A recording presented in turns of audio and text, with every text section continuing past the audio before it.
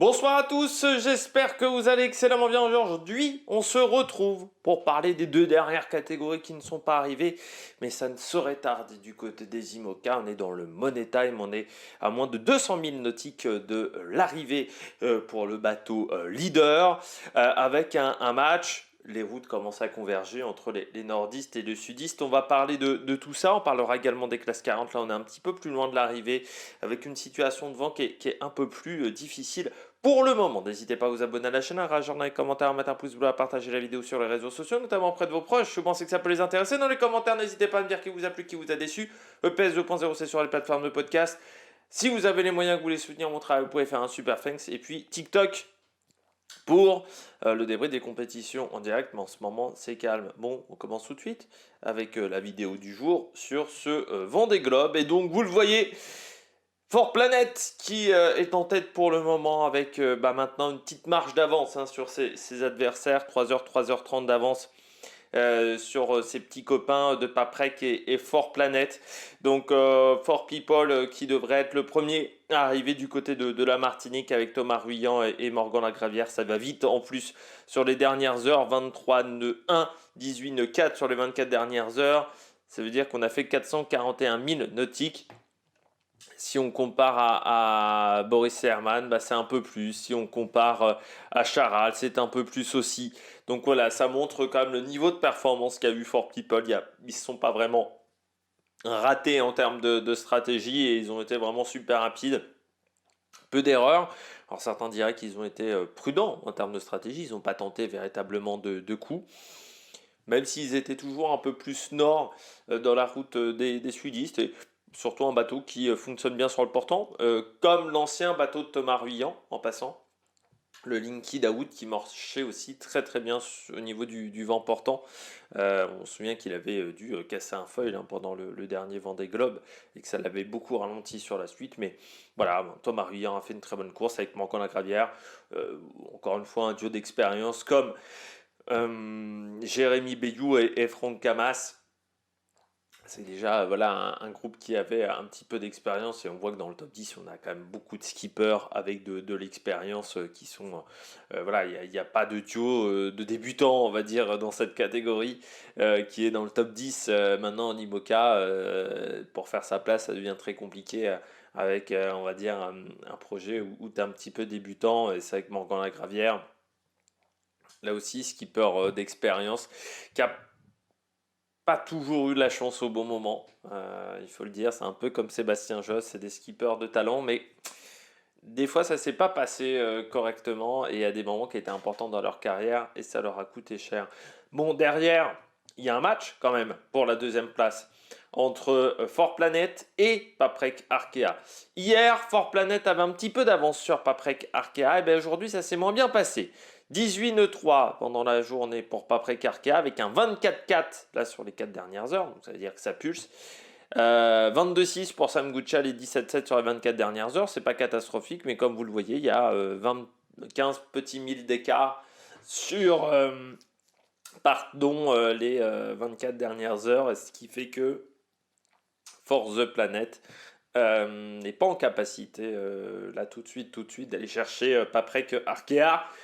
Mais encore une fois, il y a 30 minutes, 1 heure d'écart entre les deux. Donc la situation météo qui ne va pas être si facile que ça du côté de la Martinique, ça va peut-être être difficile. Derrière, on a un match entre Justine Métro, tout au nord, pour la 4e place, qui est à 19,4 sur les 24 dernières heures, 16,5 sur les 4 dernières heures, face à Charal, Initiative Cœur et notre ami Boris Herman. Pourquoi? Parce que en fait la route s'est un peu refermée devant Charal et Initiative Cœur depuis quelques heures. Ils sont dans du vent. Alors c'est difficile à déterminer. Vous voyez, il y a des zones un petit peu plus bleues à l'écran.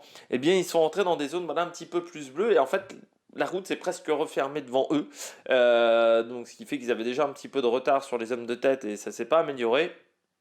Et il y a même Boris Herman qui est revenu un petit peu de l'arrière. L'écart s'est encore réduit. Boris Herman, il est à une quinzaine de milles de Charal, donc pas très loin également d'Initiative Cœur. De l'autre côté, vous avez Teamwork. Alors Teamwork est toujours à plus de 50 000 de retard de ce petit peloton-là. Le vent est pas forcément là exceptionnel, mais ça navigue fort parce que il est plutôt bon, le vent. Et surtout, elle arrive toujours à tenir des bonnes vitesses, mais dans les heures à venir, ça pourrait peut-être se modifier. On regardera ça, tout ça tout à l'heure. Et puis Maxime Sorel, 8e, qui voit Clarisse Kremer revenir sur lui. Là également de l'arrière. Sur une voie un peu plus nord, on voit que c'était des sudistes, mais qui ont dû remonter au nord pour aller choper un petit peu de vent, parce qu'il y a des zones avec un petit peu moins de vent. Ça a été des alizés capricieuses. Voilà. Soit il fallait descendre très au sud, c'est ce que fait notamment Romain Athanasio. Sauf que par exemple Clarisse Kremer ne pouvait pas parce qu'elle était déjà sur une voie un petit peu plus nord et que Maxime Sorel, ça lui coûte très cher en fait, c'est 2 heures de perdu avec son hook de Spi ou de Genaker, je ne sais plus, qui avait cassé. Derrière, pour le top 10, on a encore un match entre Benjamin Dutreux et Giancarlo Pedoté. Les deux sont vraiment bord à bord, quasiment. Il y a une dizaine de milles nautiques d'écart, mais vous savez qu'ils ne sont pas totalement sur la même ligne. Et puis derrière, on retrouve Alan Roura, poursuivi par la Micaline Arnaud Boissière. Dans le match des bateaux à dérive, pour le moment, c'est toujours la voie nord qui est plus rapide que la voie sud, avec pour le moment Benjamin Ferré, Guirec Soudé et Louis Duc qui sont très proches tous les trois, avec un Benjamin Ferré un peu plus rapide qui fait quand même une belle course avec Pierre Leroy devant donc Roland Jourdain, Guirec Soudé et Louis Duc et Rémi Aubrin. Ça va vite quand même, 14 nœuds 7, 15 nœuds et 15 nœuds 3. Donc pour des bateaux à dérive, ce sont vraiment des très bonnes vitesses. Alors que c'est compliqué pour Violette d'Orange et Coran Coleman. Les moyennes sont un peu plus faibles et vous voyez avec cette route sud qui est plus compliquée avec là encore une fois une zone de transition qu'il va falloir réussir à gérer. Et là j'ai peur que la voie nord soit plus efficace que la voie sud pour les bateaux à dérive. Et puis on voit Sébastien Simon qui a des moyennes qui sont pas folles. Et surtout Bureau Vallée qui est même revenu un petit peu sur Simon. Sébastien Simon, et puis derrière on voit Fabrice Amédéo qui est quand même loin avec Partage et Human Immobilier. Et au nord on a toujours notre ami, je vais le retrouver, mais il est même là, Apecil. Apecil va vite quand même, Il y a 17 nœuds, 20 nœuds sur les 4 dernières heures. C'est dommage, tous ces problèmes techniques qu'il a eu au départ, parce que vous voyez que là, le bateau va vite. Et ma CSF, qui n'a pas eu vraiment des conditions faciles avec Isabelle Yoshke. Et puis on rappelle à l'arrière de la flotte, dans la pétole, c'est Lazare avec Tanguy le Turquet. 2,3 nœuds seulement sur les 4 dernières heures. 7,2 sur les 24. Donc c'est pas facile pour le moment pour Tanguy le Turquet. On regarde la météo là dans les dernières heures sur la zone d'arrivée pour les premiers.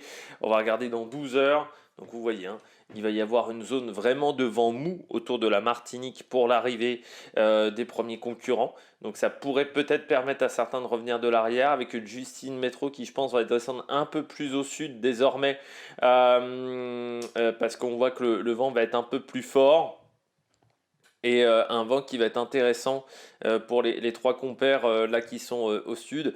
Et derrière, ça devrait être pas mal également pour l'Occitane, peut-être pour revenir sur Maxime Sorel. Et puis toujours ce match entre Benjamin Dutreux et Giancarlo Pedoté. Mais Romain Athanasio est sur une ligne qui est assez intéressante avec du vent qui va rester assez stable. Et puis dans 24 heures, le vent qui deviendra désormais beaucoup plus faible.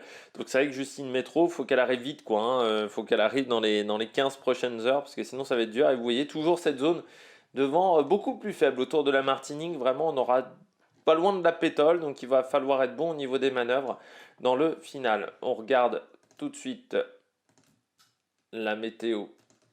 Pour les classes 40 et la situation du côté des classes 40, la voie sud qui prend de l'avance par rapport à la voie nord, même si ça commence à se débloquer pour la voie nord, notamment pour Xavier Macar qui a fait 15,7 nœuds sur les 24 dernières heures, c'est très rapide, ou 16 nœuds 4 pour Influence 2, ou 16 nœuds 5 pour Crédit Mutuel. Quand on arrive à atteindre quasiment les 400 000 parcourus dans la journée, c'est très bien. Dans la voie sud, c'est plus compliqué avec du vent beaucoup plus faible pour les classes 40, notamment à la Grande Pirelli et Ipsa, toujours côte à côte quasiment depuis le début de course. On retrouve ensuite Tequila qui hier avait fait une très bonne journée, bien qu'il continue avec 10 nœuds 9, c'est-à-dire un peu plus rapide que Ipsa. On retrouve ensuite donc sur la voie nord Groupe Snef qui va vite. en ce moment et qui a repris la 4e place, comme Lipinski 2e, 12e, Amaris 14. J'ai l'impression que cette voie nord là est en train d'être intéressante du côté des classes 40. Ça s'est un peu débloqué et c'est pas mal. Et puis derrière, vous avez toujours ce match avec la boulangère bio, avec tous ces bateaux qui sont extrêmement resserrés. Hein. On rappelle que pour le moment, ils sont 12 en moins de 100 000 nautiques. Et que Centracor n'est qu'à 158 000 nautiques. Voilà, donc c'est très très serré pour le moment dans cette catégorie. Et je pense qu'il reste au moins 2 jours, c'est-à-dire qu'on ne va pas les voir avant lundi, je pense. Et si on regarde la météo dans les 24 dernières heures, vous allez voir, il va falloir gérer encore cette zone de transition au sud, aussi une zone de transition au nord. Donc c'est-à-dire que là, on va être presque dans une situation de match nul. Dans 36 heures, du vent qui va vraiment baisser d'intensité sur la voie nord, mais sur la voie sud, je pense qu'il va falloir descendre très au sud, donc c'est-à-dire vraiment s'éloigner de l'orthodromie. Et puis dans 48 heures, eh ben, le vent sera quasiment nul dans toute la zone. Donc il va y avoir vraiment un match en classe 40 et c'est difficile à dire pour le moment laquelle des deux voies va être la plus intéressante, mais le match va être important jusqu'au bout.